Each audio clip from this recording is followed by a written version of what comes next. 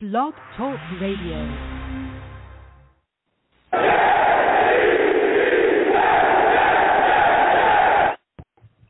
What's going on, folks?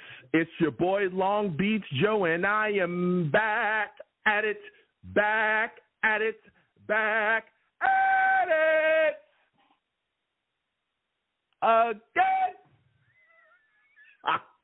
I'm back at it again, man. Listen, we have quite a bit to discuss. Salutes to everybody watching. Haason Reddick has requested a trade. Oh, man. This has already gotten out of hand clearly, okay? It sucks. It really sucks. All right. We're going to be discussing that. We're also going to be talking about the Jets' preseason win over the Commanders, some of the standout things that we saw, players that really performed very solidly. Also, we got an upcoming game against the Panthers preseason. We're going to be discussing that as well. And we have a special guest as well, a fan club, a fan club guy. And we're going to be discussing a lot of what they're doing in their fan club. We're going to have a lot of fun with that as well. So before I get going, because I could talk forever, folks, let me get into the show. Listen, I am the man of the people. I'm here for the people. Let me shamelessly promote my Facebook page. Everyone go on Facebook, search The Long Beach Joe Show. Like that page. My content's up there. Go ahead and give it a listen. Message me. I'll message you right back. I love going back and forth with you folks about this football team. Also, leave me some feedback. I love hearing what you folks think I do here on The Long Beach Joe Show. All right? I want to thank everybody that does that. I appreciate it. I truly, truly appreciate the feedback.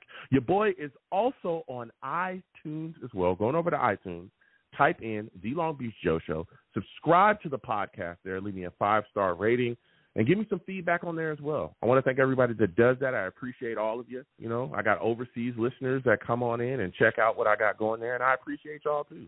Okay? I want to thank every single one of my listeners. But, again, my overseas listeners, I'm always blown away because I'm so far away from people. And, they're listening to me. I'm also on Twitter as well, okay, for those of you that don't know. I know it's called, like, X. I'm going to always call it Twitter, okay? I've had a lot of people hit me up and say, Joe, it's Twitter. It's like, come on, man. You know, it's just something I can't stop doing. At this point, I'm not going to stop doing it. It's over, okay? I'm just going to call it Twitter from here on out until, everything's out of here, okay? So come on over to Twitter, all right? Type in at The Long Beach Joe, at The Long Beach Joe on Twitter. Follow your boy. I'll follow you right back, and let's go back and forth. I have a lot of arguments on Twitter. I don't try to argue with people. That's not what I try to do. But, people want to argue with me, so, hey, let's go. A lot of exclamation marks thrown my way, okay? Some people need to work on their grammar. Some people need to work on their grammar and their sentence structures. Okay, I'm just saying, if I can't understand what you're saying, what am I supposed to do? But, I go back and forth with a lot of people and have a lot of spirited discussions. Let's just say that, all right? So at The Long Beach Joe, okay? Also, for those of you that do not know, I am live on YouTube. We do the show live on YouTube, all right? Various other channels, but definitely on YouTube as well. All right, a lot of people just fall into the show and be like, Joe, we like the show. We love what you do. You got great takes. We didn't know that you were live. A lot of the ladies say, hey, Joe, you're very handsome as well. Listen, thank you, ladies. Thank you. All right? I'm just working with what I got. All right? I'm not an arrogant guy. Okay? I just do what I can with what I have. All right? And I appreciate y'all. So come on over to YouTube. Type in Long Beach Joe Jets, Long Beach Joe Jets on YouTube. All right, subscribe to that channel. Hit that notification bell so when I post content, you will be in the know. All right, click all on that notification bell. Also, give the streams, videos, all the content a thumbs up as well. Okay, but just know that when you come over here and you're watching your boy live, you're going to deal with some people. All right, I got a chat, and they're crazy. I call my chat the savages. You want to know why? They're savage.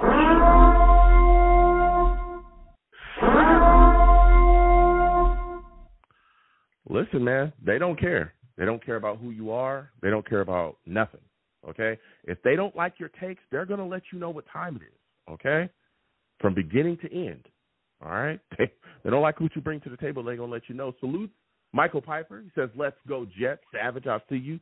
Captain K, I see you. He says, let's have it, Joe. Let's go. Let's talk that talk.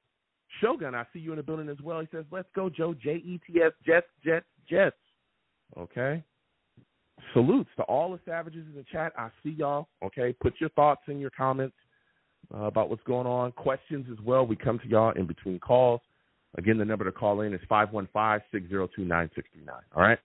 So we're going to get into the show now. There's moving and shaking right now with the New York Jets. But before we get into Haason Reddick and his trade request and everything we got going, as everyone knows, I am a huge Jets fan, and I grew up in California, all right? There's a lot of people that are all over the United States that find ways to link and talk and watch games together just because they love the Jets and everything about the team. And they're not in New York. They're not on the East Coast. They're gathering at multiple places.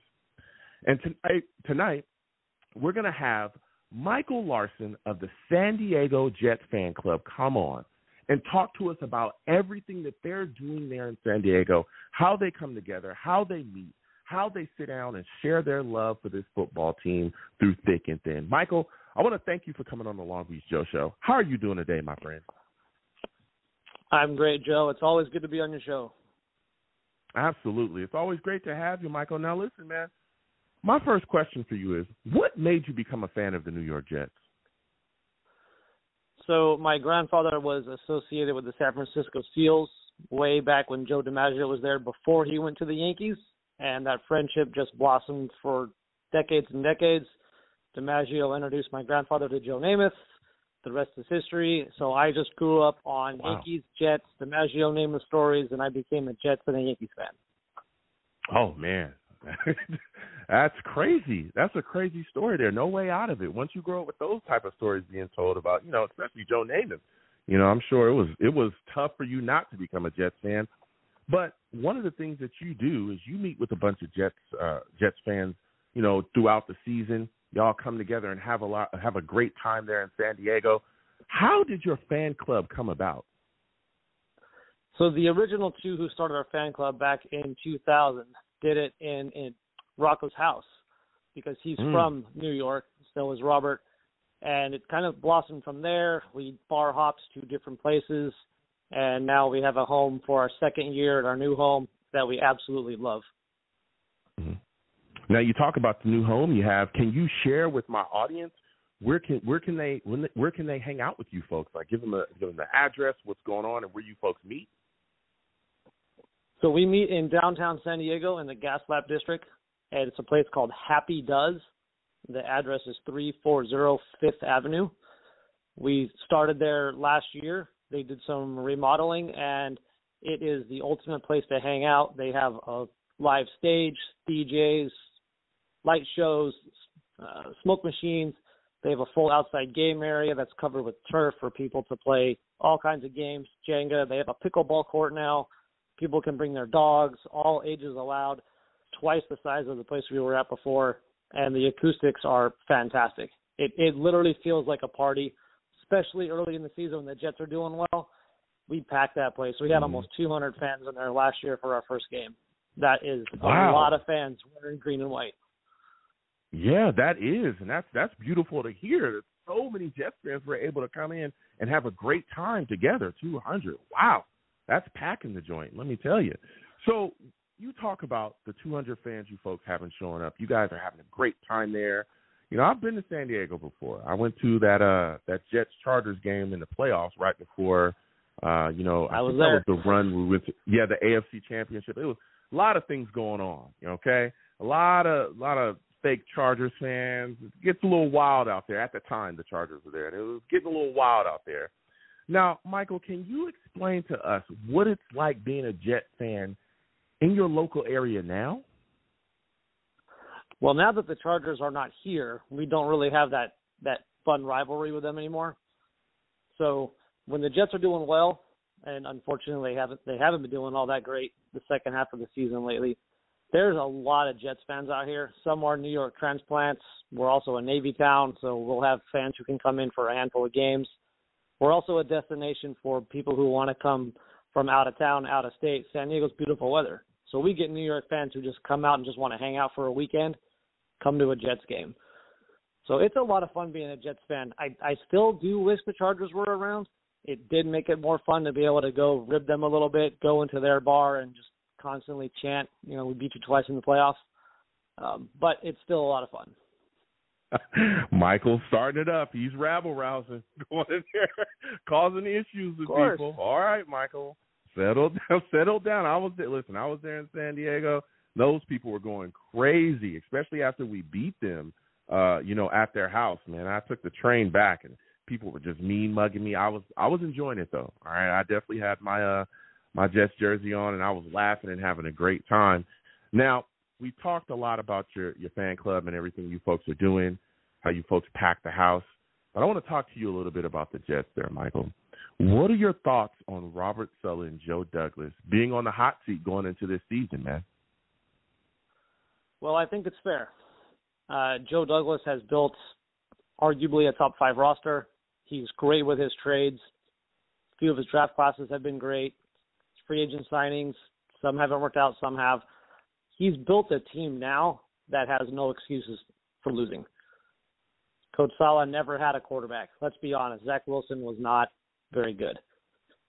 If they can't do it with this team this year, outside of a major injury, then I don't even know what to say with this team anymore, because this team is loaded. And find me a weakness. I can't find one.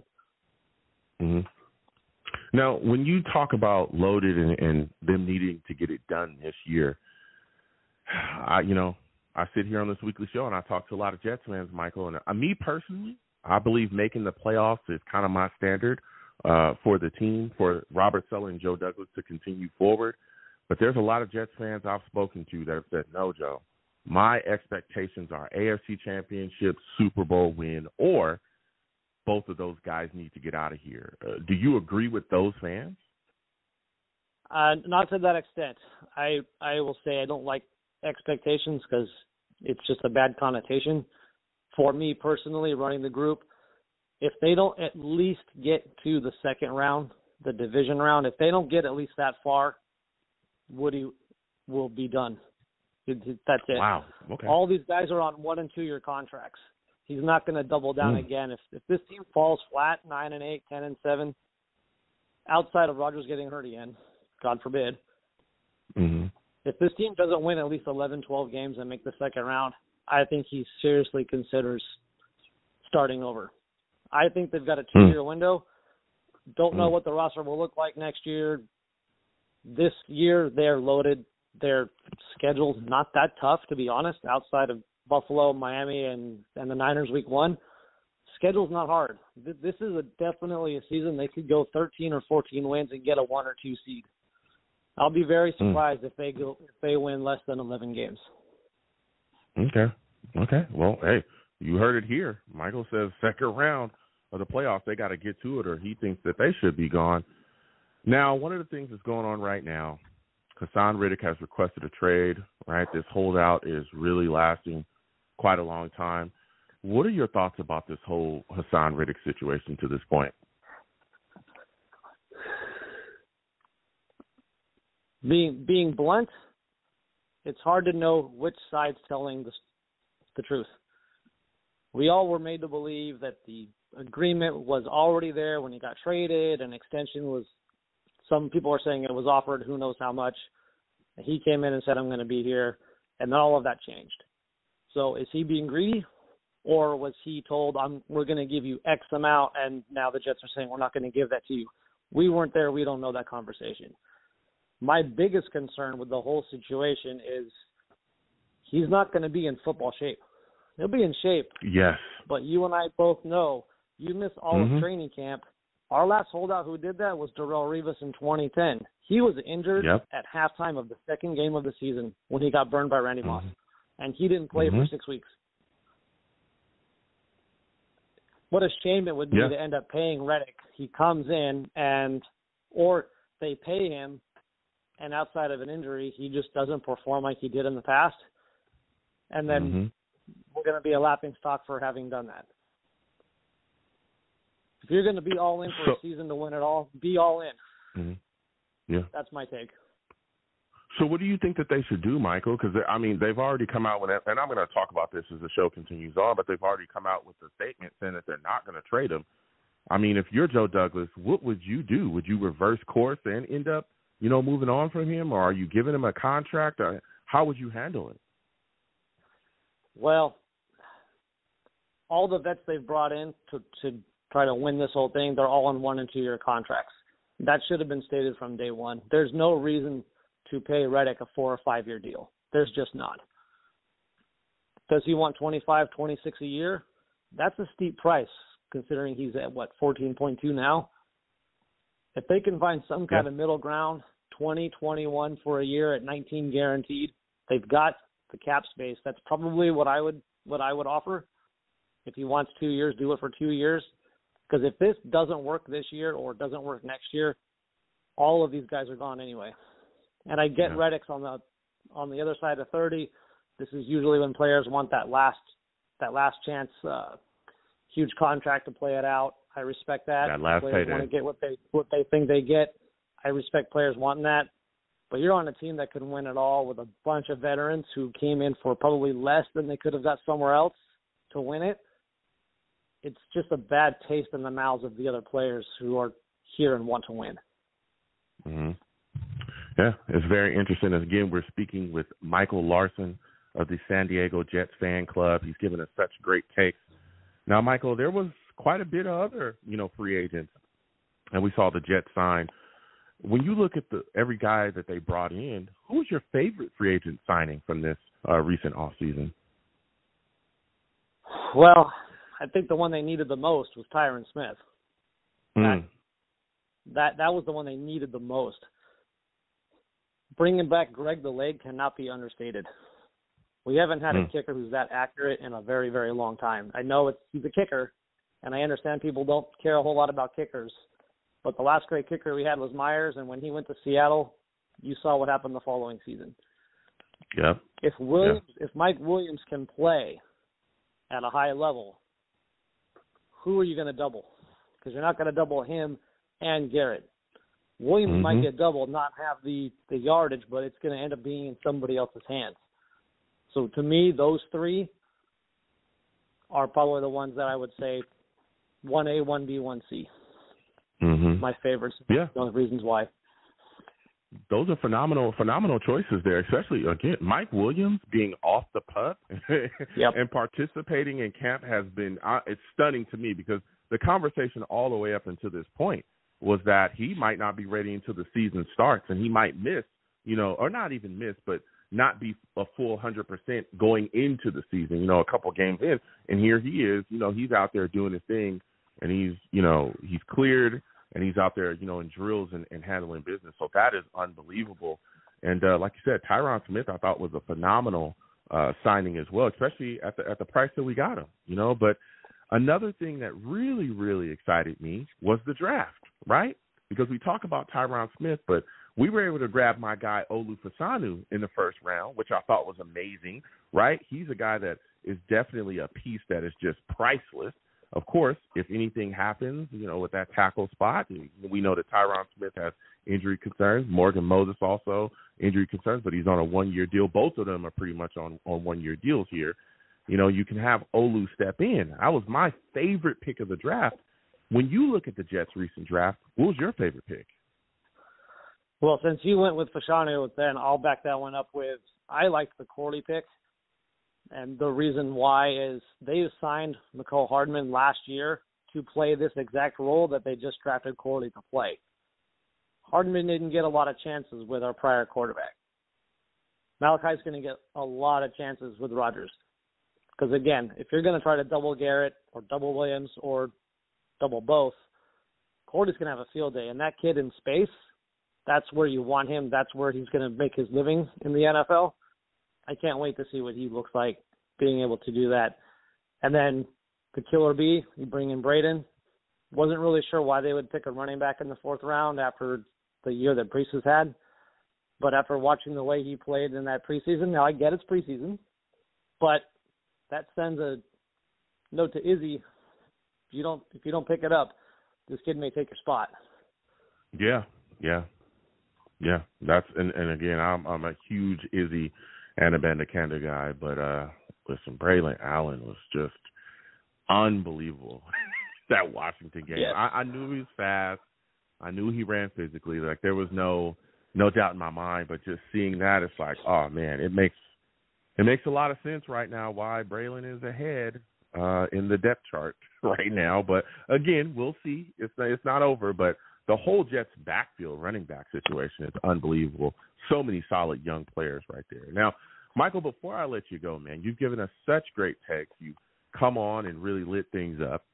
Can you give my audience all of the ways that they can get involved with the fan club and get in, meet with you folks, and how they can get into contact with you too, your social media and all that stuff? Yeah, so we are on Facebook under San Diego Jets fans. We're also on Instagram under San Diego Jets fans. So my partner Gabe, he posts all of the social media stuff on Instagram. We do update the Facebook page, not as much as the Instagram page. We will always list where game times, if there's a schedule change, we'll list it there. We always do halftime chants, halftime photos during the game. We put all of those on Facebook. We put them all on Instagram. So if you want to take a look at what we got, see the surroundings, see the fans, see what kind of environment we're in, go to our pages, look them up, and you'll see us just all decked out in green and white, just having a blast. Yeah. Michael, I want to thank you again for coming on the show. You have yourself a good night, my friend. Thank you, Joe. Look forward to doing it again next year. Absolutely.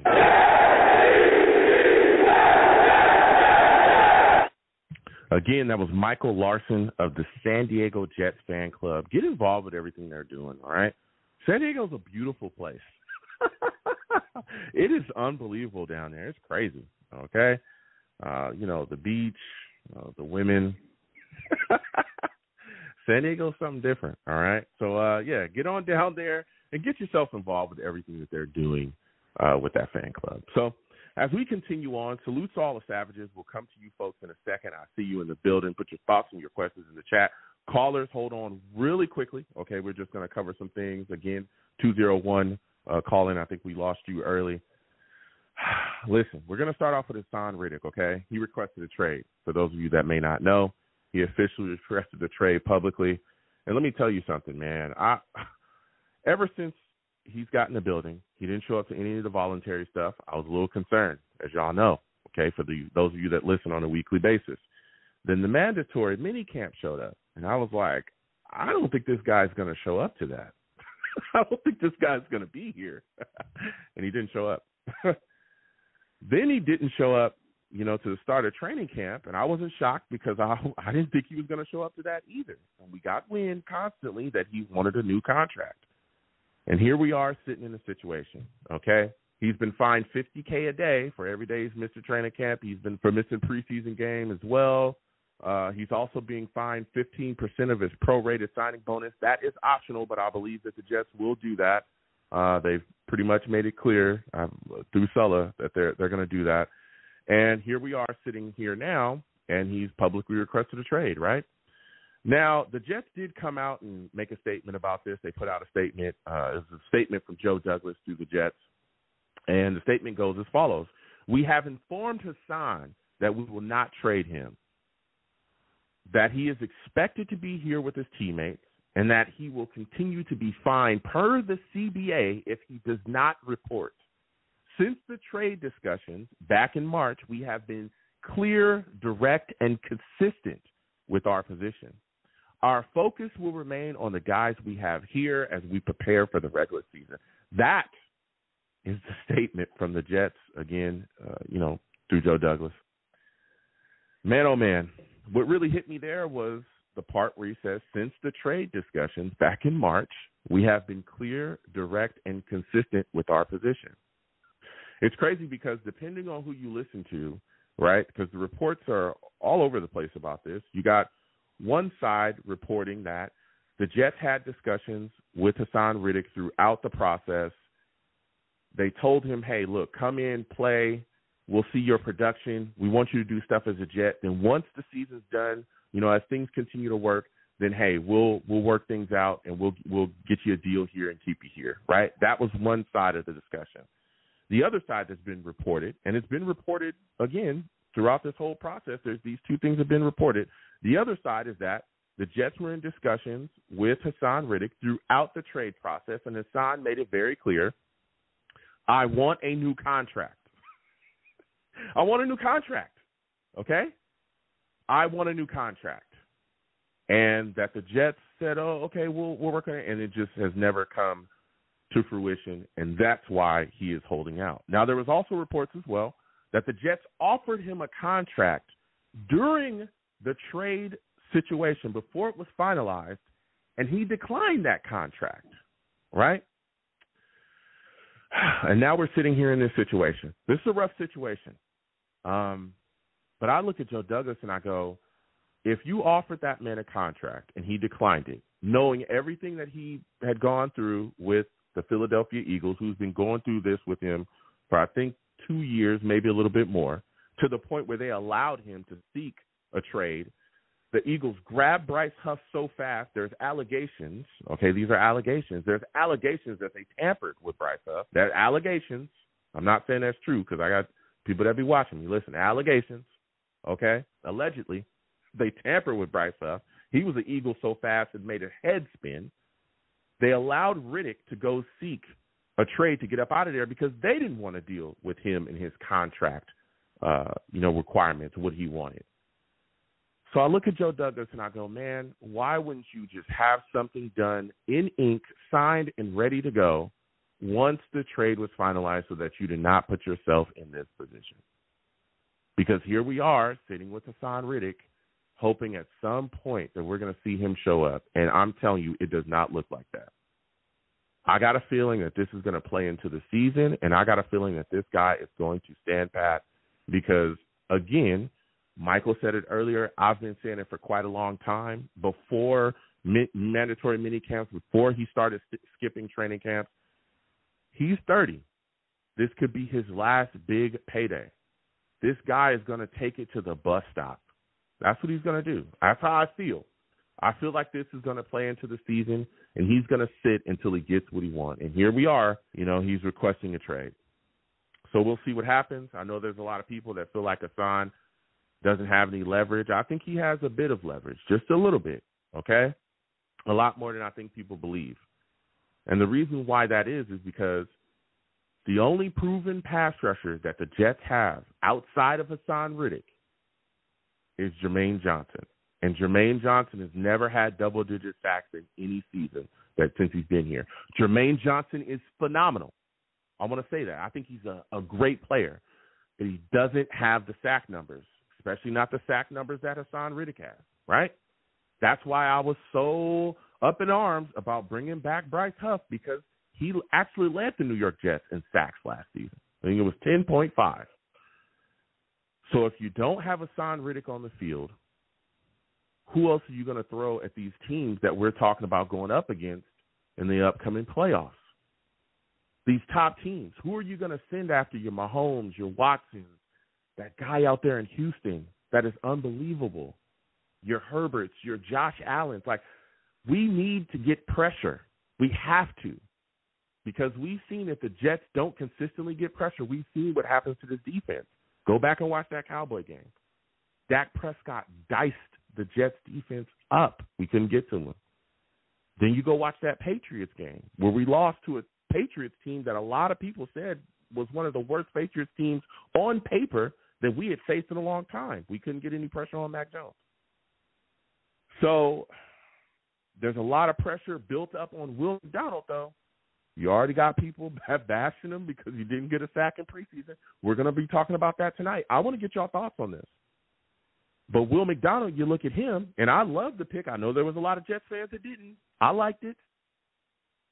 But he was deactivated in some games last season. He played very little, very sparingly. This guy's going to have to come into this season and have double-digit sacks if Haason Reddick is not out there on the field. Rough situation. We're going to be talking about this tonight, 515-602-9639. Also, quickly, the Jets got a preseason win against the Commanders. They beat them 20-17. Okay? It's preseason, but I'll take a W where I can get it. All right? Let me tell you something. That man Braylon Allen stole the show, man. He stole the show. I'm not going to lie to you. He did,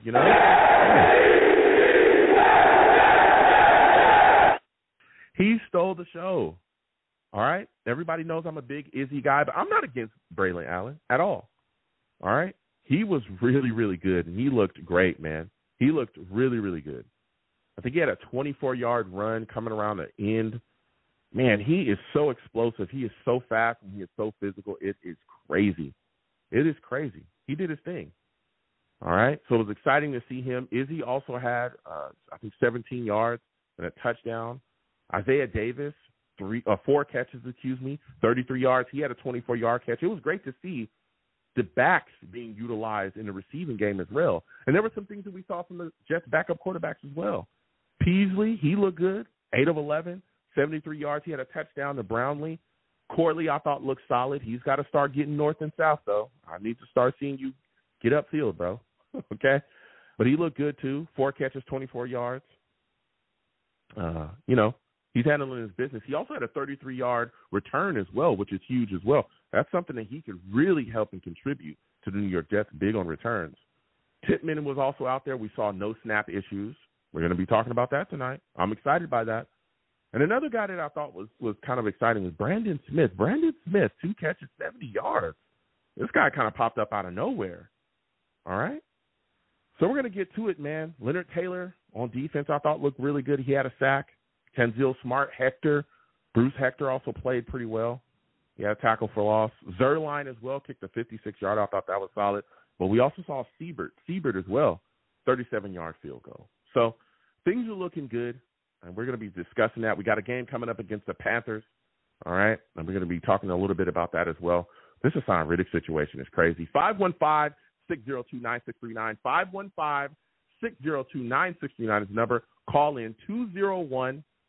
We lost you again, okay? Don't call in and hang up, For my new callers, okay, I can physically see you when you call in, okay? If you call in and hang up, you're going to be at the bottom of the queue, all right? I want to get to you, all right? Also, when you call in, please make sure that you have a good phone line. Don't call me from a phone that you found in a Home Depot dumpster. I need a good connection, and I need you to clear out your background noise. I need to be able to hear you. If I can't hear you, okay, and my audience can't hear you, what can we do? Okay? What can we do? All right? Also, please give the stream a thumbs up. Subscribe if you haven't already. Hit that notification bell so when I post content, you folks will be in the know. All right? Also, if you want to give to the platform, Super Chat's there. Cash App is at the bottom of the screen. All right? Anything you give to the platform is greatly appreciated.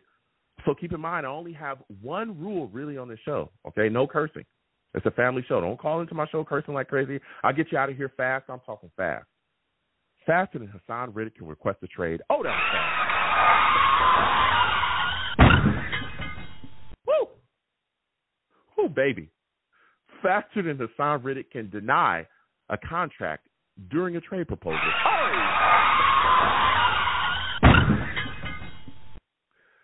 Faster than Haason Reddick can skip training camp and preseason games. Oh, baby. That was fast. That's fast. I'm just saying it's fast. What? I know I'm gonna hear it from the Savages. Oh, Joe, that's too sensitive. It's a little too soon. Don't make jokes about Haason Reddick not showing up. Whatever. We'll get to the Savages in a second. Put your thoughts and comments in the chat. Again, 515-602-9639. 515-602-9639 is the number.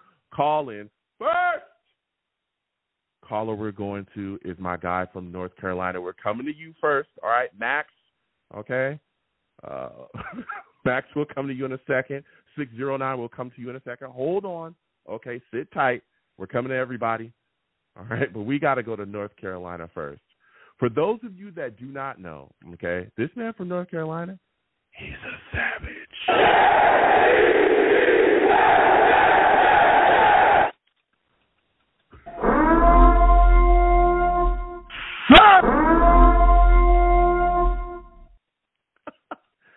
Soundbite's going crazy. Listen, thank you for calling in tonight, my friend. So many things moving and shaking around here. So many things going on. I want to start with the Haason Reddick situation with you, man. What are your thoughts? He's now requesting a trade. How are you feeling about how this is all played out, man? Oh, not good. I appreciate the introduction, and not good, because I'm a little nervous about how everything has transpired over the last recent months. No John Franklin Myers, no Bryce Huff, and Haason Reddick holding out on us. It's not good. Our defensive end position, defensive end group is very thin now. So I'm very worried, very nervous about it. You remember when everybody was talking about the interior? Now I'm more nervous about edge than the interior. To tell you the truth. Yeah. Because my man Leonard Taylor looks good, and they got some young prospects that are coming up, undrafted. So I'm comfortable with the interior. Now it's the edge group that's got me worried or concerned. So not good. I say this: the Jets do control his rights. I think this year, next year. Yeah. So they need to I think stand on that to the max. From what I understand, there was supposed to be a handshake agreement between the Jets and Reddick that he would not hold out and that he would go on and play out the season and just, take care of business, and that eventually the Jets would get some kind of a short-term deal done for him and give him a raise. I imagine Joe Douglas would have gave him probably a little piece of money and kept him happy, But then with this holdout and him breaking his word to Joe Douglas, Joe Douglas is not going to like that because he broke his word to him. And, I don't think he's going to be, open to doing him any favors, after this. Here's my thing. And that report has been out there, but there's been other reports from, pretty much from the other side of the coin, right? And I want to go there. I want to play devil's advocate tonight. Yeah. I look at things like this. If you're Joe Douglas, and you've seen this guy, Haason Reddick, been going crazy over there with the Eagles in Philadelphia for quite some time, about the last 2 years, to the point where they allow him to seek a trade. And the only reason why he's even available is because of the situation with his contract, right? We all know that. That's the only reason why he's even on the market, is because the Eagles don't want to deal with him in his contract. If you see that and you see everything's going on, why would you walk into a situation and have a handshake agreement with a guy that you already know wants to get paid? So much so that you've offered him a new contract and he declined it during the trade talk. Yes. You know what I'm saying? That should have put you on high alert already. It's almost like almost like you walked into this situation because you already knew. Because, again, and going back to that, and I want to get your thoughts on that, but going back to that offer that they had, the offer reportedly, and this is from Connor Hughes and various other Jets beat reporters, the contract that they were going to give him, that they had offered him, that he declined, was going to pay him more than he is currently getting paid right now. It was going to give him more money. And he turned it down during the trade process. So if he did that, why would you continue forward in the trade process, even if he had given you some quote-unquote handshake situation? Even though, again, there's other reports out there completely denying that. Why would you do that? Because you set yourself up to be in the same situation that the Eagles would have been in. Am I correct? What are your thoughts? That's right. You're absolutely right. I don't understand it either. I would have rather went on and worked something out with Huff. They could have worked out maybe a 3-year deal or so with a 4th-year optional, and maybe give Huff an opportunity to test the market again. By the time he's getting to around 30 years old, which would have been the perfect situation, for the Jets and perfect for Huff. And it would have been such a wonderful story of a guy that was undrafted. We developed him as one of the 10, 12, 13 best edge rushers in the game, and we retained him. It would have been a win-win, not only for the Jets. I think it would have been talked about all around the NFL. The Jets got the extension for Bryce Huff, and they retained him. I don't get it. I don't understand. Yeah, I don't understand. I don't know. And now, thing. Now we're sitting here, and it's rough. And again, I understand a lot of Jets fans are upset and hoping that he would get in, but you could see that this was coming. This is what he's been doing. He's been upset about this deal for quite some time. I think he's had, double-digit sacks the last 4 seasons. You look at where he's rated. He's one of the top 100 best players in the league right now, and I think that's voted on by the players. Like, you look at his list of accolades, like, this guy understands, listen, this could be it for me. I'm a pass rusher. I'm one of the best pass rushers in the league. I want my money now. We know how much pass rushers make, especially of his skills in the league. It's astronomical. But the issue is, how will a big mega deal impact the Jets' ability to re-sign the big four? We know we're talking about Jermaine Johnson, Garrett Wilson, Breece Hall, and Jermaine Johnson, and our big four in Garrett Wilson, Sauce Gardner. Yep. That's right. And that's why I'm a little nervous about this, because we don't need to give them a big mega deal. The only thing we could do is like a little Band-Aid, little patchwork, maybe 1-2 year deal at the most. Give him a big bump in pay, maybe guarantee some money up front, and maybe that might satisfy him. Give him some guaranteed money so he'll feel more financially secure. Know he'll get paid up front. I can see that happening, where they can structure the contract in such a way, and that way we can keep our eyes on the prize, the big four. Trying to get those big four back under contract. That's the number one priority for 2025. That's the foundation of this team. That's definitely something that should have been thought about before trying to grab this guy and bring him in, because everybody knew he wants to get paid. And another thing that shocked me was the statement the Jets put out. They made it clear that they're not going to trade him, even though he's requesting it. If you were the general manager, would you reverse position and look to move on from Haason Reddick at this point? Unless, for them to make a public statement like this, unless eventually they're going to trade him and they're just kind of putting this out initially to, I guess, stamp out any potential brush fires with the media attention, or as a calculated move, they must know something we don't, and that Haason Reddick will eventually report. I'm kind of nervous about opening season against San Francisco. I don't know if he'll be with us by that time or still be holding out. We just don't know.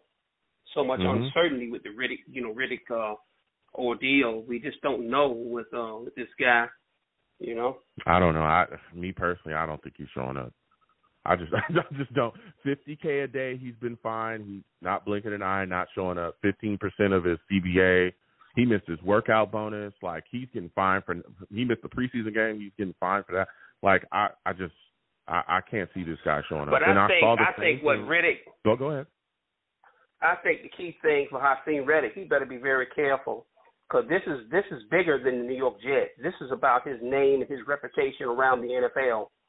Now, God forbid, somehow this team does what we anticipate them doing with a healthy Aaron Rodgers. If they do what I anticipate them doing, and he sits out through this, he's going to do a lot of damage to himself, a lot of irreparable damage. I don't think there'll be a team out there that'll be willing to pay him, the kind of money that he's asking for. You know what I'm saying? I don't think they want to have anything to do with him. I tell you what, if you can rush the passer the way that he rushes the passer, and you can get it done and produce, teams will definitely, I think, still pay you. But we'll see as things continue forward. Now, as we're talking about this team and everything that's been going on with you here, had a game against the Commanders, man, there was some guys that really stood out, some guys that really stepped up.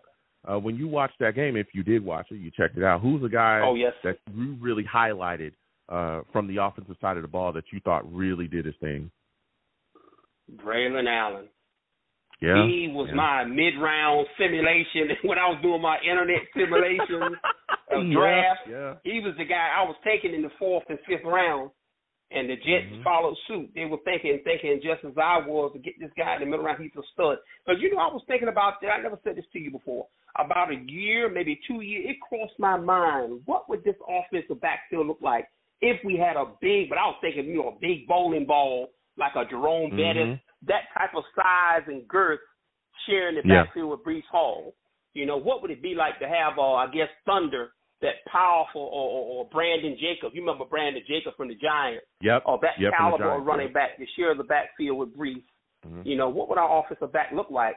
And sure enough, they gave me the dream. They got Braylon Allen, and this kid's going to get bigger. He's going to actually keep growing, and he's going to be he's going to be a monster. Yeah. He's going to be a monster. I'm very pleased. I'm very pleased with him. I know people had question marks about them taking 2 running. I kind of questioned myself taking 2 running backs. I felt a little funny about it. But I'm more pleased with it when I see how the plan has taken fruition. You know, how they've utilized Isaiah Davis and how they're going to utilize Braylon Allen to be that 1-2 punch with Brees, probably short yardage, goal line, with something last year it seemed like we lacked, that true short yardage, goal line type of back. And I'm very happy about how things have worked out, you know. Yeah. No, yeah. Listen, Braylon, he was amazing. He looked really, really good. Oh, yes. He runs with such power. Such power. And it was crazy about watching him is that even when guys tackle him, he's still dragging people for 2, 3, sometimes 4 yards. Yeah. I mean, it's crazy. The thing when guys about try to tackle him and bring him down, you could tell that they're getting that it hurts. It hurts other people to try to bring him down, man. Braylon Allen is in some ways an old school running back, but that has a little gracefulness. Surprisingly, he's not he's more graceful than Brandon Jacobs. Brandon Jacobs was sheer brute force. He was as big as a Dean Heisman, and he just barreled through you.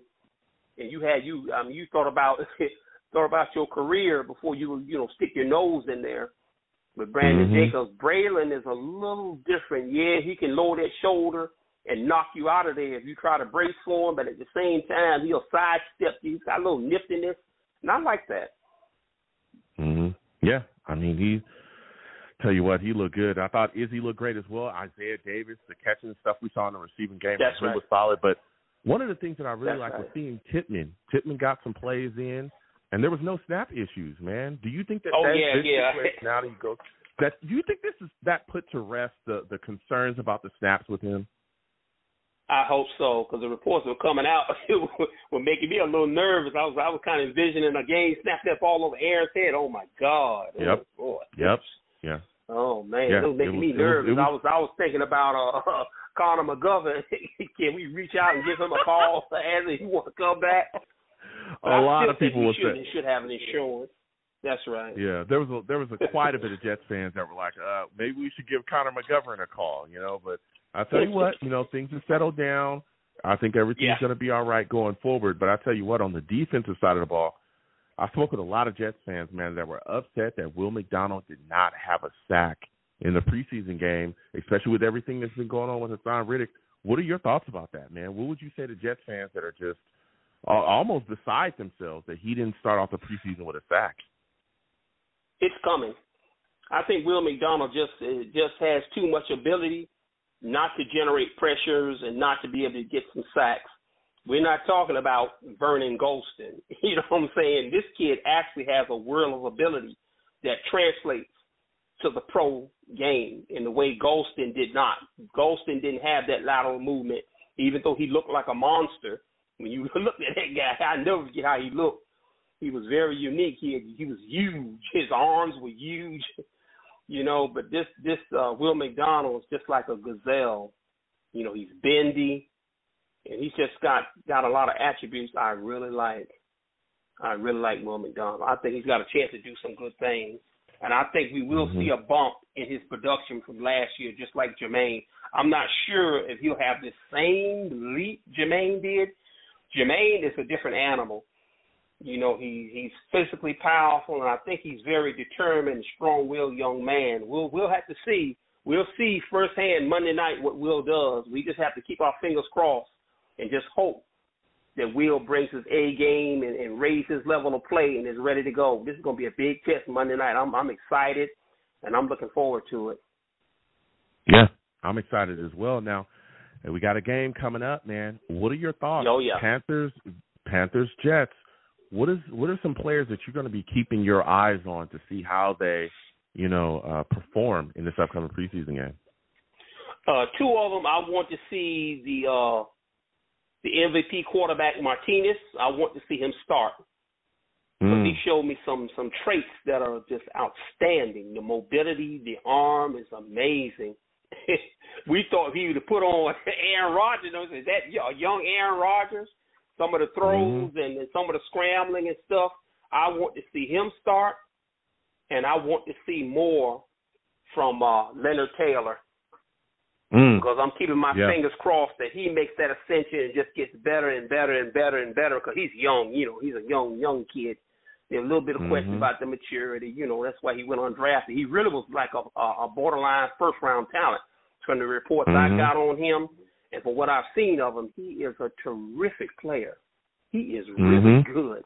I would like to see what this kid will be like if he can really hit his stride inside with Quentin Williams, just to alleviate some of the pressure off of Quentin and force teams to not be able to double team, because right now teams are kind of still doubling on Quentin, and maybe this kid could be our remedy for that. What do you think?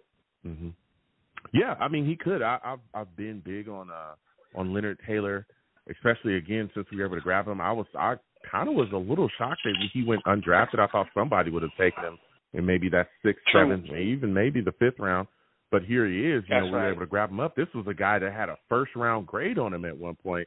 I think he has a lot of talent. He has great traits. Like you said, he can move. It's crazy. He got a sack in the last game. You saw, like, the power. I'm excited to see him continue to grow, especially, again, when we know that this rotation, it's necessary here. That's what the Jets do. We're constantly moving defensive linemen in and out. Like you said, too, a guy that's next to Quentin Williams, wreaking even more havoc. We know they try to double Quentin. So if Leonard's in there, he's going to absolutely get his chances. You know, there's other guys, too. Bruce Hector, who I thought played pretty well. He's always looked good. I'm so excited about him. He was good last offseason as well, and coming into the season too. And Tanzil Smart continues to be a guy that continues to stand out.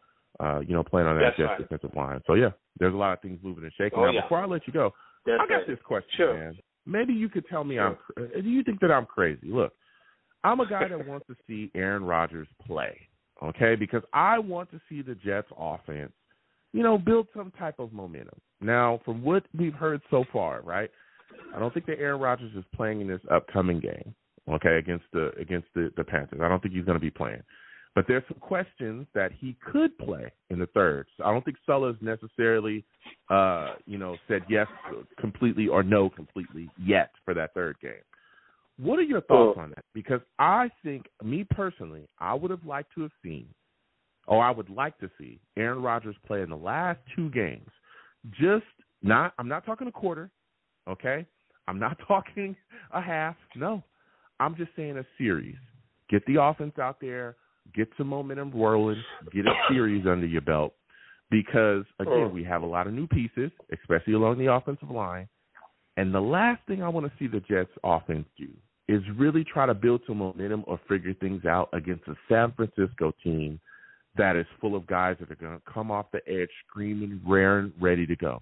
I want to get some momentum going into that game for the offense. What are your thoughts about that? Am I crazy?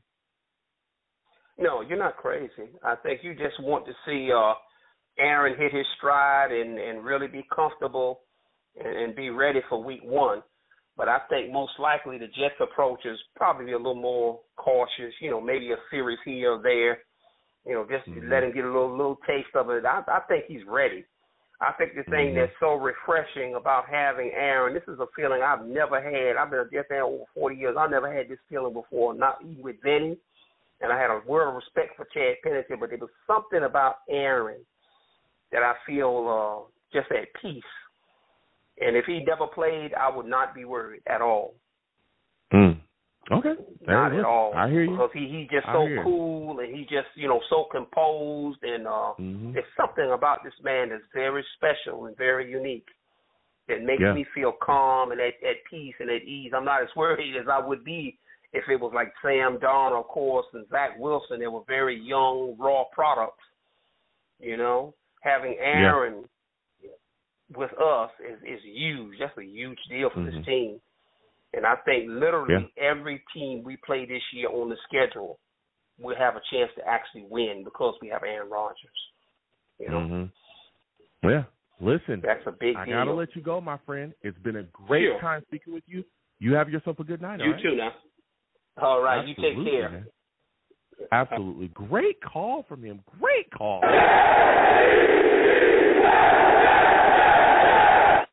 Guy from North Carolina, he knows his stuff. He knows his stuff through and through. Salutes to all the savages in the chat. Michael Piper Jr. says, and he says, imagine Breece and Allen running downhill in cold weather late in games. DBs will be shying away from contact. Oh, They're going to get destroyed. Those people are going to get rocked, okay? Let me tell you something, Braylon Allen. He's different, man. He's different, all right? Dakota salutes to you, all right? Savage as well. He says, within the last 5 seasons, Haason Reddick is still a top 4 to 5 edge rusher in the league with a little over 50 sacks. That's a big number in just a handful of seasons. Ooh. It's going to be interesting, man. It's going to be interesting to see how the Jets handle the situation. Salutes to all the Savages in the chat. Sean Bennett, I see you in the building. GVH, I see you. Okay. We're going to keep getting to these calls again. 515-602-9639. 515-602-9639 is the number. Call in. I am taking all callers. Next! We're going to Mike. We're going to Mike from Tom's River. Okay, we got to talk to the man that has the master plan. Okay, we're going to Mike. For those of you that do not know, okay, Mike, listen, this man is a savage.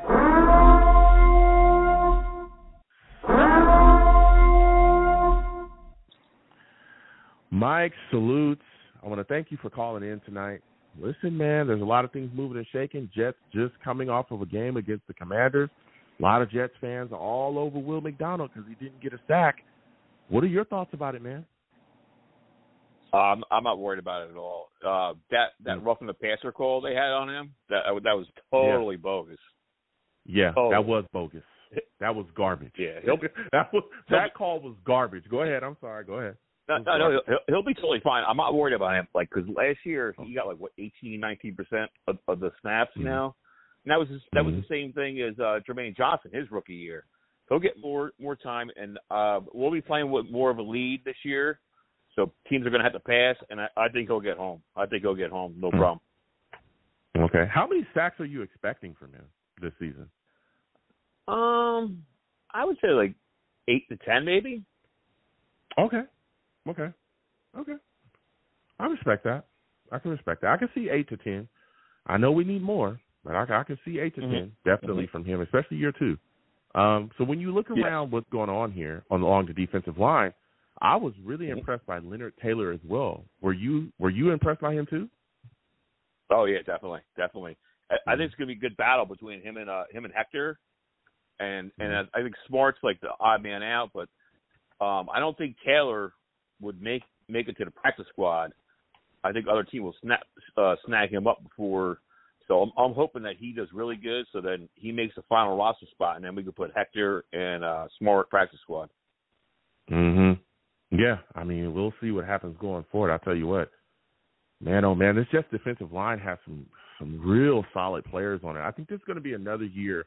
This is last offseason. People were saying, man, this Jets defensive line is crazy. There's so many guys on it that could, be starters or even being main guys in other teams' rotations. It's going to be rough. The situation is going to be tough, man. But like you said, man, if the Jets do, he's playing so well, but if the Jets do think he's going to make the practice squad, I don't know if he does. I think another team will quickly come in and snatch him up. Now, we go to the offensive side of the ball, man. I really thought that Braylon Allen showed up and showed out against the Commanders. I mean, that 24-yard run coming around the outside was crazy. What were your thoughts about what you saw from him? That's what foreshadow was coming, especially like when it starts getting cold out and everything, and in the cold weather, and then these DBs they're gonna think twice about tackling him and Brees, Yeah, I mean, 54 yards total rushing. I mean, he looked really good, and like I said, he runs with such explosion. It's wild. Yeah. Another thing that I really liked that I saw as well, some stuff from the backup QBs. I thought that Peasley and Martinez, they looked really solid, especially Martinez. I mean, he was moving and throwing the ball on the run. He made some plays. Yeah. What are your thoughts about them, man? I think it's great. When was the last time that we had third-round quarterbacks battling out that looked good, Yeah. And I would like to see them move up about Martinez in this game coming up tomorrow. Let him see what he goes against, like the number 2s, It's going to be a good battle. I like this kid Martinez, though. He looks really good. I mean, he really good. And he hasn't learned the playbook that long, Yep. Yeah. It was crazy to see him throw on the move. I mean, they both looked really good. And we've heard a lot of different things about Peasley. You know, he's had some rough days in practice. He's had some great days in practice.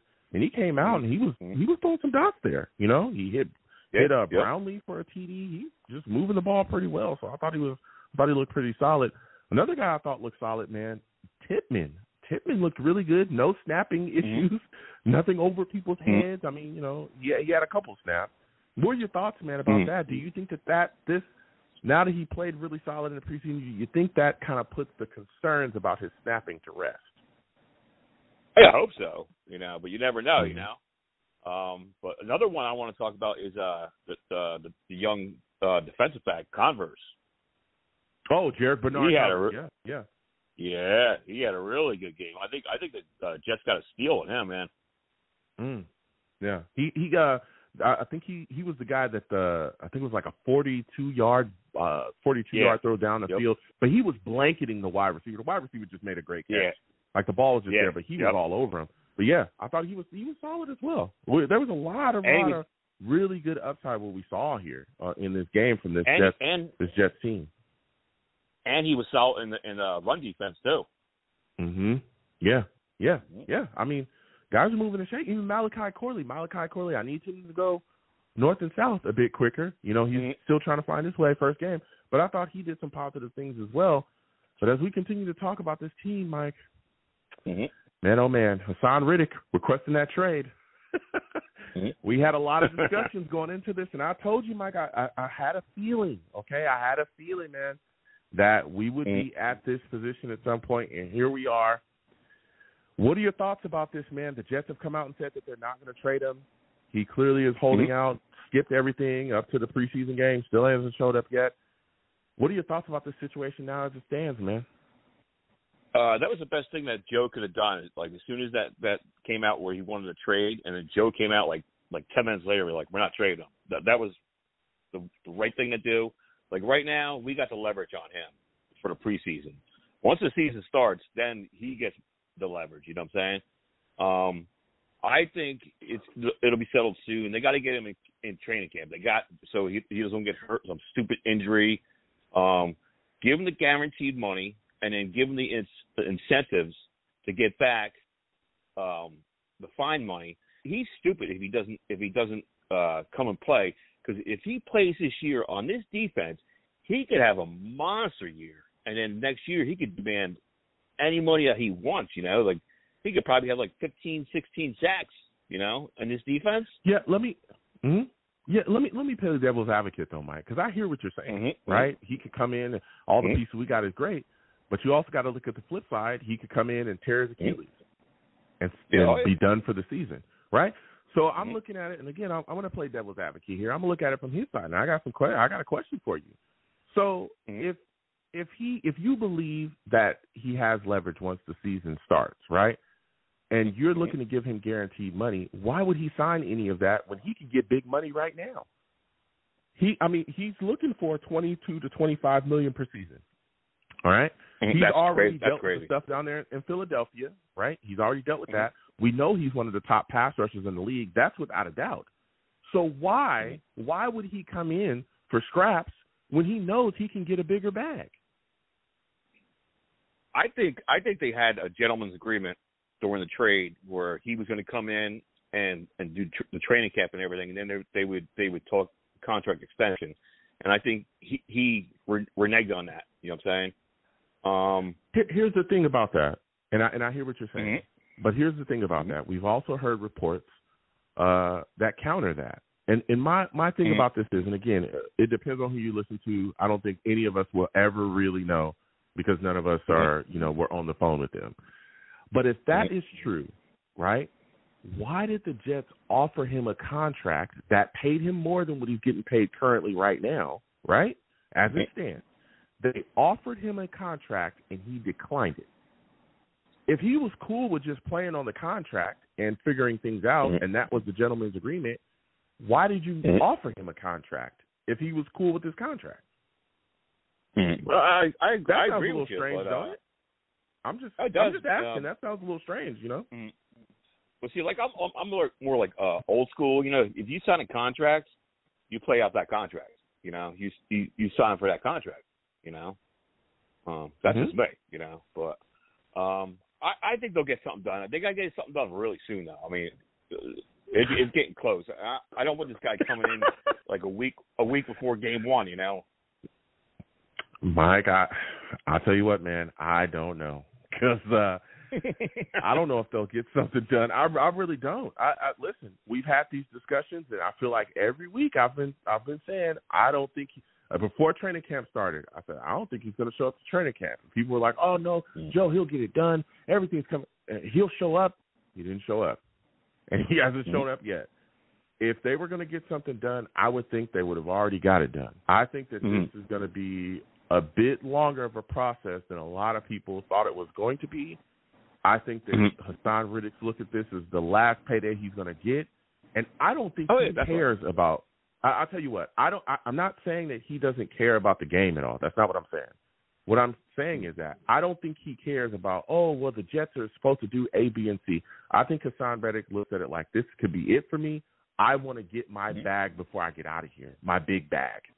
I want to make sure that I'm secure for however long.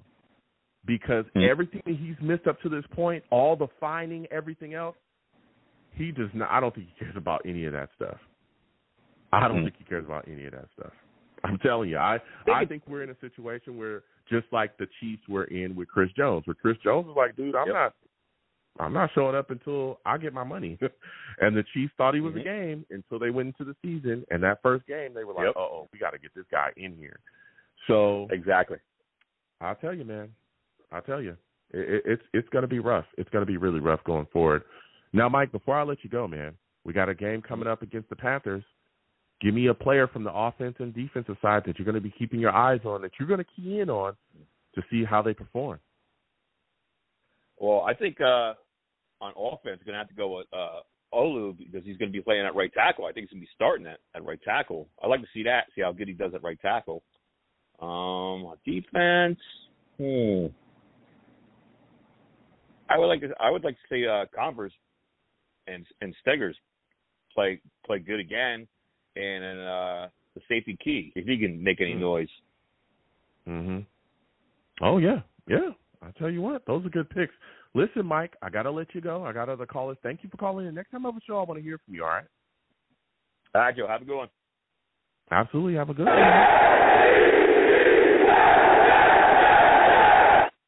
Yeah, he's talking that talk, man. He's talking that talk again. 515-602-9639.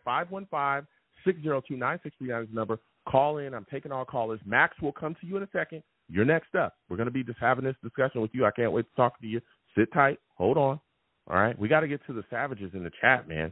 Salute to GVH. He's talking that talk tonight. He says, Joe, considering what North Carolina is talking about regarding North Carolina, the caller, is talking about regarding the rarity of getting an Aaron-type player, would that change your mind about paying Reddick? These opportunities don't come often. That's a great question, GVH. That's a great question. I've never been against paying Haason Reddick. I thought the Jets would do that pretty much immediately, but it hasn't happened to this point. I would get the deal done. I don't think you have to give him a 3 or 4 or 5 year deal or nothing like that. Give him a 2-year deal. Give him $20 million, $21 million, something like that per year, and move on. That's it. Like, that should be it.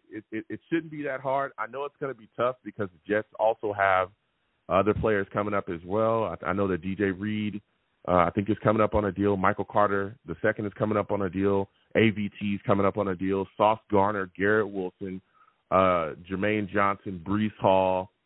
There's various other players coming up on a deal that really are foundational pieces for us. But when you traded for him, you made this bed, okay? You made this bed. That's all I'm saying. People cannot like it, right? And that's cool. But what I'm saying is when you traded for him, you made this bed, okay? And you knew that the only reason he was available was because of the contract situation and the contract issues that was going on in Philadelphia. And you walked right into it. Joe Douglas is literally, he came from the Eagles, bro. Like, he has intimate knowledge of what they do over there and how they handle players. He has relationships over there. Let's be serious. They knew what they were walking into in this situation. So much so, they let Bryce Huff walk out the door and didn't even really try to rear up and go after him, right? Didn't get a deal done the off season before the season. Didn't get a deal done during the season.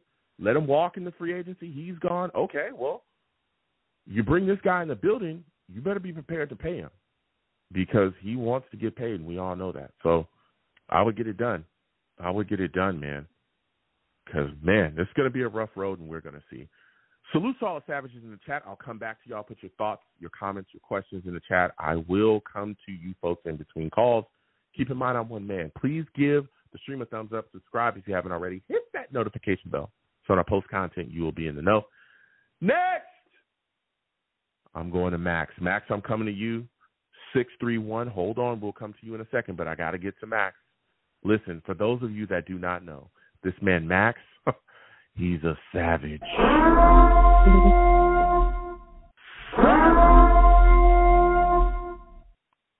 Max talking that talk. Salutes to you, Max. We're sitting here. We're talking. A lot of things moving and shaking surrounding the New York Jets right now. Haason Reddick has requested a trade. What are your thoughts on the situation with him, man? I'm totally concerned about this Haason Reddick situation, and that we're not. And according to the CBA, Haason Reddick has no leverage. I mean, he wants $28 million. We could have paid Bryce Hall $18 million, and we offered a contract. According to Connor Hughes, we offered Haason Reddick $18 million for the trade. He still declined it, and I don't know why Joe Douglas made this trade if he's already declined his contract, $18 million. Like, I don't really get what Joe Douglas is on. Like, when he still made the trade even though Haason Reddick declined. I don't know what Joe Douglas is on, but I mean, Haason Reddick was a good player, but I mean, he's one of the best edge rushers. He was good on the Eagles, but we only got him because he had contract problems, and he caused two problems with the Eagles. He was complaining about wanting to be paid $28 million. I mean, I get it. He should be paid. He's like one of the top edge rushers in the league, but if you have not showed up to training camp, $50,000 a day in fines, and you keep like complaining about it, like you should not be like be paid in general. Like you should be on a training camp and reporting. But no, Haason Reddick was being a crybaby about his contract, demanding trade. Like he's not going to trade. He can run down on the bench for a year. Let's see. I tell you what, I listen. Haason is playing the game, and I understand that Jets fans are upset and angry about it. But at the end of the day, to get him to camp, I don't think he's going to show up until you pay him or until there's something, in place to make sure that he gets the money that he's requesting, right? I don't think he's coming to camp until that's done. So if that's like the plan, I don't think it's ever going to happen. I mean, you look at the Niners, right? Brandon Ayuk, they're in full-blown, like, he's requested a trade. He wants out of there. They're having issues. He still showed up to training camp. Yeah, but still, at least he was still there. I mean, but Haason Reddick is not going to do that. Haason Reddick's not doing it. I'm telling you, he's not doing it. So I think the Jets need to either move on from him, which they've come out and publicly said, according to the statement from Joe Douglas, that they're not going to trade him, or give this guy the money so that we can move forward. Because I think anything other than that, it ain't happening. And that's my next question for you, Max. If you're the general manager, right, Joe Douglas, you come out and you said that you're not going to trade him. You see his stance. I personally do not believe at this point that he's going to show up unless the contract's done. Would you reverse your position and look to move on from him and deal him to some other team at this point? I mean, I would definitely try to deal him to, I don't know, the Raiders and the Niners because, I mean, look, we have Brandon Ayuk. I mean, look, I understand with Brandon Ayuk, he was, trying to get a trade. He was denying Cleveland, New England. But, same time, though, at least he's denying teams he doesn't want to go to. I mean, Cleveland, I would totally understand. Deshaun Watson hasn't been good in, 4 years. He's been, suspended for 2 years ago he was suspended for, the allegations against, hairdressers. And when he was on Cleveland, paid one of the largest contracts, quarterback contracts, not very good. And then with the Patriots, I mean, it's uncertain. The Patriots are not even that good. We don't know if Drake May can be this good quarterback. So I don't know about the Patriots. I mean, I think Brandon Ayuk could want to go on the Jets. And I think the reason is that Aaron Rodgers is one of the most proven quarterbacks in the National Football League. He's always, elevated good receivers, whether it's Randall Cobb or Devontae Adams. But I think with Haason Reddick, I think you could trade him to the Raiders and we can get a haul for Devontae Adams. Because, look, Aaron Rodgers and Devontae Adams on a reunite. I know and Rodgers was at his best when Devontae Adams. He won multiple MVPs when Devontae Adams was in the offense. So I think either we get trades to the Niners for Brandon Ayuk, or we go to the Raiders for Devontae Adams. That's just my opinion on it. Man, those are big swings. Those are big swings. I don't know if you'd get that. I mean, the Eagles gave him to us for a third-round pick. I will try my best to. If you're going to go down that path, you definitely want to get your compensation back and recoup and try to move forward. I don't know if we'd end up with Devontae Adams or Brandon Ayuk, but I understand, wanting to try to go after either one of those guys. Now, as we continue to discuss what's going on with this football team, Max, man, the Commanders game, there's a lot of positive spots, for the New York Jets on both sides of the ball. What are your thoughts about what you saw from the offense? And Braylon Allen has just been on everybody's, mind with what we saw from him. Were you excited about the runs that you saw him rip off? I was super excited about it, and I was wrong. I was at the draft, and I remember I was criticizing Braylon Allen, but I'm completely wrong. Braylon Allen is one of those really good running backs. I mean, he's kind of like Terrell Davis or I don't know, more like Marcus Allen. He could be a really good running back because it could be the Thunder and Lightning with Breece Hall, and then we have this other running back. I mean, we can have it'll be a good 1-2 punch. It'd be great. And then another player I really liked was the other. I really liked Adrian Martinez. I really liked him. He was very good. The backup QB. He was on a couple of days ago, and I want to see more of Adrian Martinez. He could be have a Kurt Warner story, being undervalued. Yeah, I mean, he looked really good. I want to see more from him. And also Brandon Smith as well. He made some plays and some catches. I want to see more from him as well. Maybe he's a guy, maybe him and Martinez are guys we could stash on the practice squad. Very, very impressive. Now, when you talk about, what we saw, against the Commanders, there was a lot of Jets fans that were upset about Will McDonald not having a sack, felt like he should be doing more, especially, again, with everything going on with Haason Reddick. Are you one of the Jets fans that are all over Will McDonald saying, hey, you got to turn it up. We got to see you really build some more momentum going into the season? Yeah, I would 100% agree with Jets fans because Will McDonald. Because, he needs to be good. Because, I was at the draft party. I didn't really like Will McDonald, but, he needs to be good in order to justify. Because, I think the Jets made a mistake. If Will McDonald's not good, I just think the Jets made a mistake passing on JSN. Because JSN was this proven wide receiver, and you're drafting an edge rusher that was, third-round grade. So hopefully he does good. I would say 6 to 8 sacks is my expectation. And understand, he wasn't great. I mean, he played 90% of snaps. But he needs to improve in order for a defense to still be elite. But there are a couple of good defensive players. Leonard Taylor is good. And, we have Bernard Converse. I saw in NFL, he looked like prime Darrelle Revis with a couple of the pass breakups. So hopefully our defense is still good. Whoa. Max, those are lofty. That's a lofty name right there. I get it, but those are lofty names. Before I let you go, Max, give me 2 players, one on offense, one on defense, that you're going to be keeping your eyes on in this upcoming preseason game the Jets have against the Panthers. So 2 players on offense I'm looking forward to. Braylon Allen, he's going to be really good. And then I want to see more of Adrian Martinez because he would play great. He was probably better than Zach Wilson.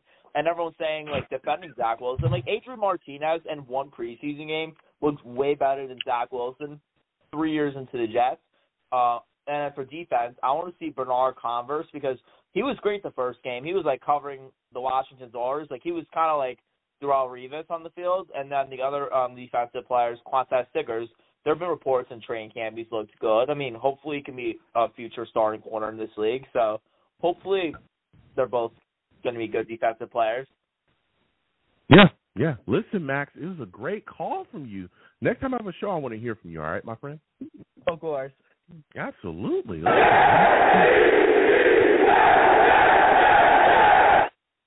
Some lofty names he's throwing around. Man, there's definitely people talking about, Braylon Allen being Marcus Allen, and it's Bernard Converse looking like prime Revis. Whoa. Let's slow down. Let's slow down just a little bit. All right. I'm excited. I'm excited about this team. There's a lot of things to move and shake. Martinez, again, he talked about it, looked good. I know, You know, he took a shot at Zach Wilson. I'll tell you what, I've been looking around. Zach Wilson was sharp in his Broncos debut. Okay, we'll see what happens going forward with him. He was terrible here. He was bad. But, you know, maybe he turns it around in Denver. I don't know. But he looked good. All right. I think he was like 10 or 13, something like that, maybe 10 or 14. Either way, he looked really good in his debut with the Broncos. So we'll see what happens going forward. Listen, 515-602-9639. 515-602-9639 is the number. Call in. We're taking all callers. Boy, oh, boy, we got a big caller next. We're going to go to Rusty next. We're going to Rusty. Salute to all savages in the chat. I'll come to you in a second, okay? But we got to talk to Rusty. Listen, for those of you that do not know Rusty, he's a savage.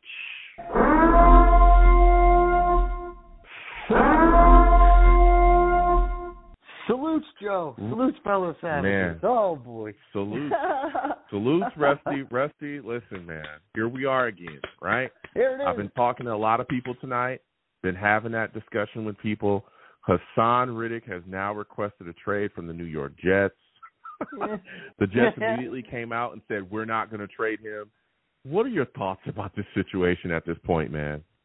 Dude, me and you saw this a while coming back. Like, wild coming back. Like, many, many moons, and the moons were full, like, months.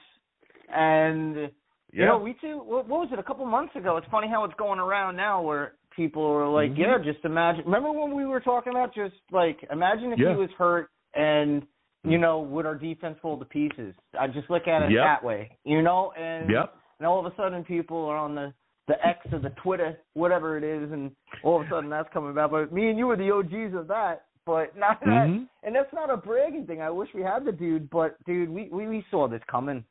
You know, like, when you're sitting there just like, you don't know, you want to, like, even if we find him for a whole year, 52 weeks in a year, it's like $2.6 million. That ain't nothing to him. And then if we do it for 104 weeks, that's like $5.2 million. So he doesn't care, you know? No, and, so it's just a battle of wits, but he doesn't have age on his side. I don't know, man. I think that what's going to happen maybe is by the trade deadline, there's going to be an NFC team that's going to, I mean, fingers crossed, because you know me, I'm a draft slob. So I would take, you know, hopefully a greedy NFC team, give us a first or something, or a second and a third. But he's already pushing up daisies for me, so I'm already past it. And if he comes, more the better, you know. But if not, we got other cats. You know, that's the one thing that JD can do is he can draft those UDFAs, man. You know, sadly, Huff is gone. But, you know, what are you going to do? But just lose our minds. But it's all good. Listen, and look, I mean, you were, you're talking that talk, and I just sit back because, like you said, and I'm not a guy that, you know, throws it in people's faces or anything, but me and you, we had discussions. We were saying this situation it's not going to go how a lot of people think it's going to. No. And I, just like you, were saying, listen, I think this guy's going to hold out. And we started feeling like that. No voluntary stuff. Then the mandatory minicamp stuff came, and he didn't show up to that. And I remember people were like, "Oh, don't worry, he's going to be there. He's just working out on his own." And it was like, nah, man. Like, this is just this is a bit different. Sushi, bro. This is the guy that already told people, I want a new contract. And he made it very clear, you know. And I understand a lot of people, and you broke it down. To him, let's say total $5 million, whatever million, that's nothing. When you're saying, I want $25 million per season, that's nothing. Yeah. And even people saying, well, he's 30. That, you know, he doesn't have a lot of. Listen, Von Miller got a big deal from the Bills. I think it was like 110 or 120 million. I think it was, or something like that. We just don't have the cap. He was in the 30s. Huh? You know, I said we don't have the cap. That's the problem with JD. Like, so who are we going to throw it at? We got to pay our homegrown dudes. And then that's the same thing with Devontae. Everybody wants Devontae. You know how much money he costs? Like, you think oh my God, you think Reddick is expensive? Reddick, whatever, he's Reddick now, you know, but like ridiculous, you know. It's crazy. Devontae, I think is making $25 million this season, $44 million the next two seasons or something like that. But like I was saying, Reddick, this guy, he can, if you can rush the passer. Von Miller got $100 and I think $20 million contract when he signed with the Bills. He was in his 30s. Like, you telling me that Reddick, a guy that can rush the passer, that's one of the top edge rushers, if he's a free agent, that he's not going to get, paid out the wazoo? He is, even if he sits down. Will. And he knows that. Like the Saints or somebody. Yeah. Somebody will. When you can do what he does, somebody's going to pay you. That's a fact. Yeah. At it just elite stinks. Premium position, they're going to pay you. So I think it's rough. True. And look, I understand it. I understand why Jets fans are upset. I'm not happy, with this whole situation. But JD walked into this because you guys offered him a contract during the trade situation, during the trade proposal, trade talks, and he declined that. You should have known right then, oh, no, this is not the tree that we want to bark up. It's it's just not. Let's not do it. Let's move on. You know what I'm saying? Should have signed Huff 2 years ago, drafted JSN. And, done from there. But, I like Will. But it just stinks that everything is on that kid's shoulders. And, that's the sad part. It is what it is, though. That's where I want to go next with you, man. Will McDonald, there's Jets fans all over him, man. He didn't have a sack in the first preseason game. Boy, oh, boy, are they going off. What are your thoughts about that? Are you concerned because he didn't have a sack? What are your thoughts about Jets fans jumping all over him because he didn't have a sack? I mean, give me your thoughts, man. I mean, in my eyes, he did. It got taken away because of, the two-hand touch rule, basically. He was too violent. Yeah, Sorry, I thought this was the NFL. So whatever. But, his spin move is ridiculous. He's a strip sack guy, and he's actually good against the run. And I'm probably going to catch heat from the Savages from that. But if you look at it, he actually is. Granted, he wasn't on the field as much, but when you look at his percentages of being on the field and against the run, it stacks in his favor. So, just pump your hate brakes on that, a little bit. But I think it just stinks because he has to eat the elephant in a whole big shot, with Reddick not being available and just the weight of Manhattan, Jersey, and every other place that, we have our Savages supporting. But yeah, I feel for the kid. I do. He can't, hopefully he can, kick that out of his brain so much and just focus on just the everyday, just getting better and better. But, New York is New York, man. Same with Jersey. Listen, it's a tough, especially again with Reddick in this situation, the pressure is built on, Will McDonald. And again, we did a live draft show. I literally watched the first round with everybody here live on the show. We had a live show after it. I remember Jets fans far and wide, for the most part, hating the Will McDonald pick, to the moon and back. I didn't hate it. I didn't understand it, but no, I'm not. You weren't, but I'm with them though. There was a ton of them that hated it, that hated the pick, could not stand it, and that pressure is starting to build again because they're like, listen, you took this guy in the first round. I remember people screaming, you passed on JSN. You didn't trade up for Broderick Jones. Where did JSN I'm sorry, I didn't mean to cut you off. My bad. But where did he go to college? Where did he go to college? All right. Yeah, you Ohio State fans. I had to, Joe. You guys. No, my bad. I'm sorry. My bad. What more do you want? What more do you want from me? You guys come on this program. You come on this program on a weekly basis just to talk about the Buckeyes. That's it. Okay. No, I just had to throw that. That's all it is. All right. Every week I got to hear about the Buckeyes, the Ohio State. I got to hear about Garrett Wilson. I got to hear about Rucker. I got to hear about all these people constantly. Okay, yeah, whatever. All right, whatever. I'm so happy you threw respect on the name and pronounced it correctly on the Ohio State. Though. You're learning, You're getting there. It's good. Okay. All right, back to our Jets situation. Offensively, the Jets did have some shining moments against the Commanders as well. I thought Braylon Allen was really good. He's not a Buckeye. So give me your thoughts about what you saw from him.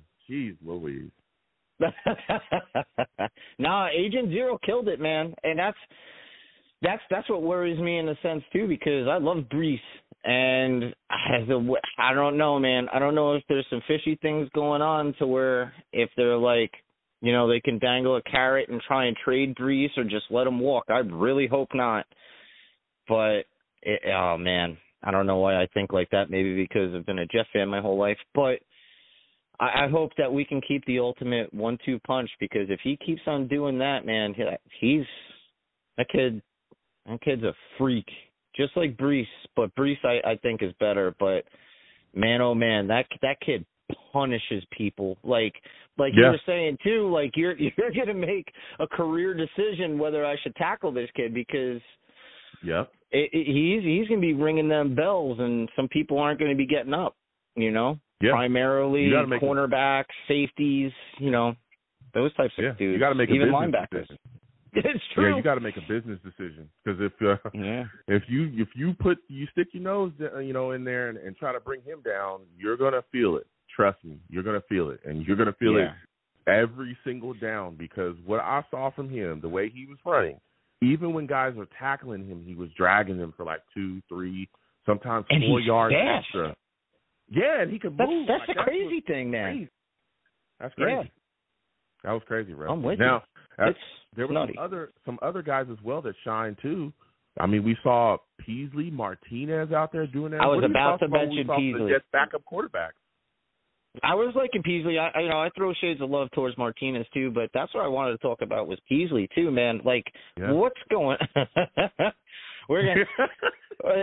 It's like, really. Like, these types of, oh, man, it makes you, like, wonder a little bit, you know? And and then on our pup list, we got Travis, you know? So, like, we got 3 dudes, and people forget, you know? Like, I'm not a fan of the ACC, but that kid could ball. You know what I mean? When he was healthy before, you know, an unfortunate injury and everything. So I wonder who's going to be, you know, that backup between Martinez and Peasley, because Peasley balled out too. So, you know, both of them did. And, Beasley, my bad. Peasley or Beasley? I think it's Peasley, right? It's Peasley. Yeah, Peasley. Yeah. Peasley. Yeah, he was good. He was sharp, fast, quick, and the same thing with Martinez. So that's going to be a tough one. And that's another thing too. We're going to have to cut guys we're just like, oh man, I mean, it's a good problem to have, but man, I hope we keep Taylor the third, because that kid, if there's any shining light with Reddick playing, you know, whatever, you know, money games, that kid's someone that we got to keep. I feel that. Because he was ranked as a first rounder, top 10 before, last year, and, you know, and then everything, they were like his commitments, and all of a sudden he's a UDFA, and thank goodness we picked him up. But, yeah, that kid's something else. He's him next to Kinlaw, next to Q. He could be a problem, and he's fast too, to where he can be that offset quote unquote linebacker, not in coverage, but he could come off the sides too, like Reddick. Like you put him in a 3-point stance. Good luck with that kid. He's a hurricane. Watching him, no pun intended. I'll tell you what, man. Watching him, it's going to be an absolute joy to watch him just get better better and better, to continue to take the next step here, because he has elite traits. He does. Oh, it's true. There's a lot of things, you know, that went on during his collegiate career, like you said, as well. There's a lot of people that question, you know, his effort and all this other stuff. Yeah. And there's a lot of talk that Miami didn't use him correctly within their defense. That's what I think it was. Yeah, so many things. Because you see him in the 3-tech with Miami, he killed people. Man. Oh man, listen, just set him free. Let him pin his ear back and go get him. Yeah, him coming in as an undrafted free agent, I think for the Jets is just a steal. And I'm telling you, I think he's a guy that cracks the Jets rotation this upcoming season. I think he'll make the active roster. I do. I feel you. Right now, I do. I think he makes the active roster. So, but again, we'll see what happens. There's more games coming up. A lot of things moving and shaking. Now, speaking of those games coming up, Rusty, man, you got the Panthers coming up, man. Give me a player from offense and a player from defense that you're going to be keeping your eyes glued on to see how they perform. It's probably going to be Stiggers and, our guy, Taylor the Third, for sure. Okay. And when it comes to offense, that's a tricky one too, because what's his name, Brown, I think, the wide receiver. That kid, he had two receptions for like 70 yards. Brandon Smith. I'm sorry, I don't know. I don't know why. Him and I forget the offensive lineman. Shoot. Are you talking about Pittman? Not Pittman. He was one of we picked him up as a UDFA. He's actually been doing pretty good. I can't remember his name for the love of me, and it stinks. It's driving me absolutely crazy. I don't know. The whole Reddick thing just made me it took me. But probably I would give it to Taylor the Third, and then probably a battle between who's going to be backup quarterback between Martinez and Peasley, because that's going to be a tough decision. That right there, I think game 2, that's where you're going to see it, unless they're neck and neck again, which is going to be a really tough one. But yeah, I just hope both of them ball out. Oh no, they're not going to be backups. What am I talking? I'm an idiot. They'll be third string. Jeez. Yeah. Yeah, I'm right. Sorry, it's gonna be interesting. It's gonna be a battle there for sure. So, listen, Rusty, this is a phenomenal call from you. Next time I have a show, I want to hear from you. All right, man.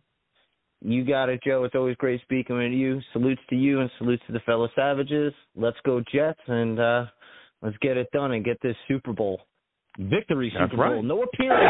Victory. Rusty talking that talk. I hear it. All right. I got these Ohio State guys calling in every week. I love talking to people, but they let it know. They let it be known. Buckeye here, Buckeye there, blah, blah, blah, blah. All right. All right. We get it. Okay. We get it. Okay. But it's still fight on. Okay. Over here. Go SC. Okay. Don't get too crazy. Okay. We got AVT on this roster. We know what he's done. All right. Salute to the Savages in the chat. All right. GVH, I see you in the building. He says, Joe, with Reddick out, how imperative is it that folks like Kinlaw and Quinnen get that pressure up the middle? If Kinlaw and maybe Tark McKinley, can live up to his first-round pick, it's extremely important. It's extremely important that we see, Quinnen and Kinlaw and even Jermaine Johnson, all these guys step up and really start to push and carry the load when it comes to getting to the quarterback. Because if you take, again, there's no Bryce Huff.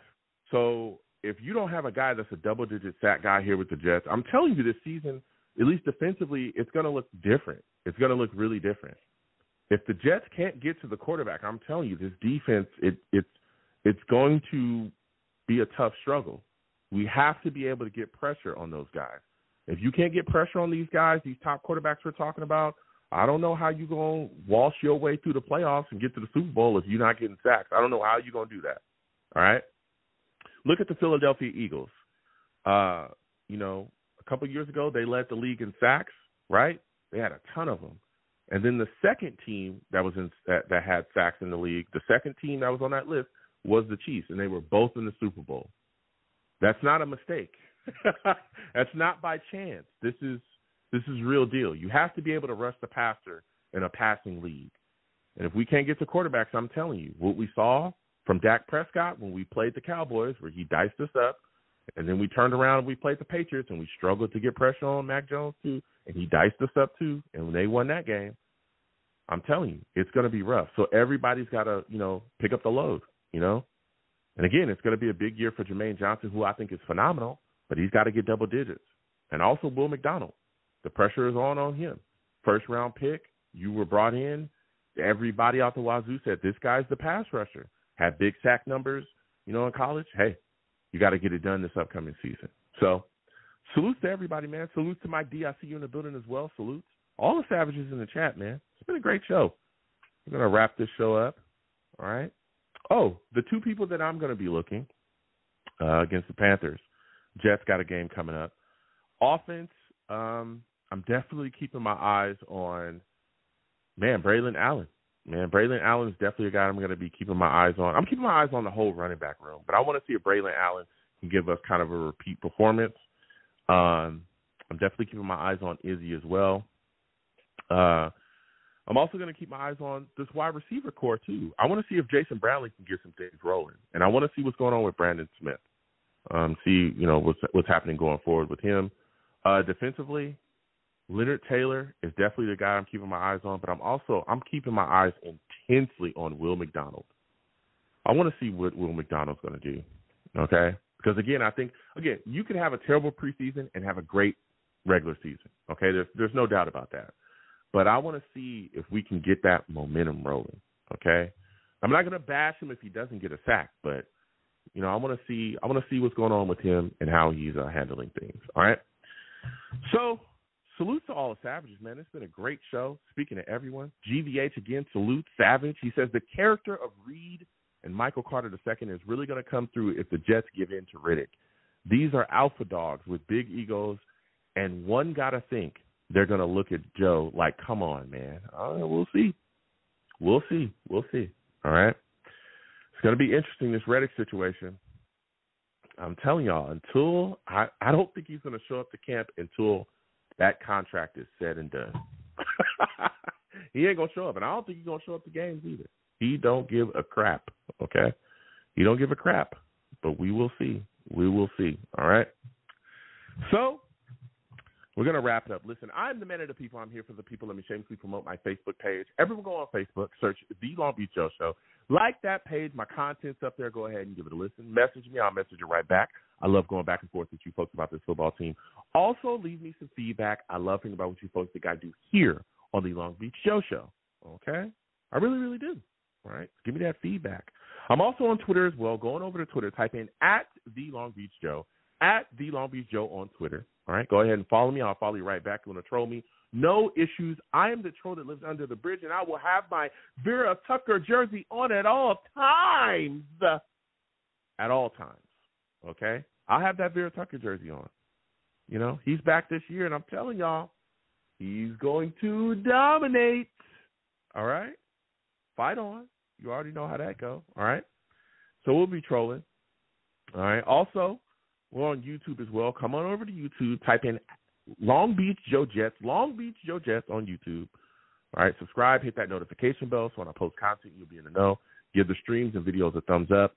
Also, get in the comments and troll. All right? Because I'll troll you right back. No issues. You want to troll me? No problems. Right back at you. All right? Put your comments, and then I'll troll you right back, and we'll have a good old time. Okay? Let's go back and forth. And as always, people, when I see you in person, because I'll be outside, I will see you in person, okay? It is arms out, chest out.